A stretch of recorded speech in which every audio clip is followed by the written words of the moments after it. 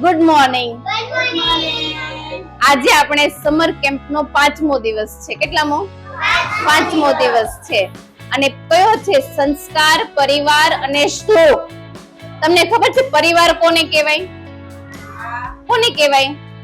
કે જે આપણા મમ્મી પપ્પા, બા દાદા, આપણા ભાઈ બહેન બધા એક સાથે રહેતા હોય એક ઘરમાં, એને શું કહેવાય? પરિવાર કહેવાય. શું કહેવાય? પરિવાર. તો તમારું ધ્યાન કોણ રાખે છે ખબર? પરિવારમાં તમારા મમ્મી પપ્પા. કોણ ધ્યાન રાખે છે? Mummy papa. આ એક જાદુ કરીને બતાવો કે મમ્મી પપ્પા કઈ રીતે ધ્યાન રાખે છે. ઓકે, ચલો ધારી લો કે આ તમે છો. આ કોણ છો? તમે છો, બરાબર. હવે આ આજુબાજુની જે છાલ છે ને એ તમારા મમ્મી પપ્પા છે. કોણ છે? તમારા મમ્મી પપ્પા. જે છાલ છે એ એક પ્રોટેક્શન છે કે તમારું ધ્યાન રાખે છે. પણ ઘણી વખત તમને એવું થાય કે મારા મમ્મી છે એ મને મોબાઈલ નથી જોવા દેતા, મારા મમ્મી મને પ્રેમ નથી કરતા, પછી મારા મમ્મી મારા ભાઈને વધારે પ્રેમ કરે છે, મને નથી કરતા, પછી મારા મમ્મી મારા ફ્રેન્ડને બહાર નથી જવા દેતા, ફ્રેન્ડ જોડે બહાર નથી જવા દેતા. પછી ઘણી વખત એવું થાય કે મારા મમ્મી મને બહારનું નથી ખાવા દેતા, પછી મારા મમ્મી મને બધી જ વાતમાં ના પાડે છે, પછી મને હોમવર્ક કરવું નથી ગમતું છતાં મારા મમ્મી કરાવે છે. આવું બધું ઘણા બધાના મગજમાં થતું હોય. મારા મમ્મી બહુ જ ખરાબ છે. પછી હું જે વસ્તુ માંગુ એ મારા મમ્મી પપ્પા મને નથી લઈ આપતા. આવું બધું ઘણી વખત થાય. પણ ખરેખર તમને ખબર છે તમારા મમ્મી પપ્પા શું કામ તમને ના પાડે છે?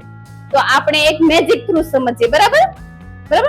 જો હવે આ જે આ મોસંબી, આ સંતરું છે એમાં બહારનું આવરણ છે મમ્મી પપ્પા નામનું, એ આપણે હટાવી દઈએ. બરાબર?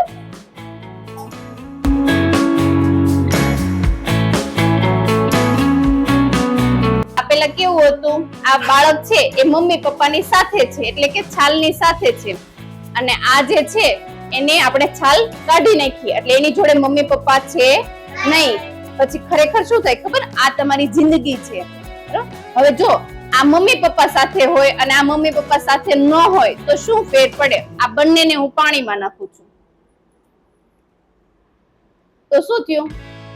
જો જેમાં મમ્મી પપ્પા સાથે નહોતા એ શું થયું? ડૂબી ગયા. અને જેમાં મમ્મી પપ્પા સાથે હતા એને શું થયું? ઉપર રહ્યું. બરાબર? એ તરી ગયું. એટલે એનો મતલબ શું થાય કે જો તમારી સાથે તમારા મમ્મી પપ્પા હોય તો તમારા મમ્મી પપ્પા તમને અમુક વસ્તુની ના પાડે તો શા માટે ના પાડે છે?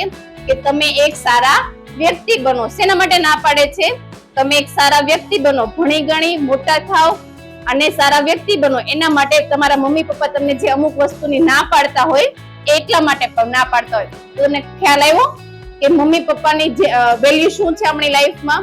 તો મમ્મી પપ્પા હોય તો હંમેશા આપણે તરી જઈએ અને મમ્મી પપ્પા વગરનું જીવન આપણું નકામું છે.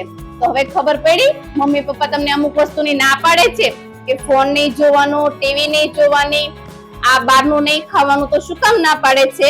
કે તમારી તબિયત ખરાબ ના થાય એના માટે. Okay, thank you.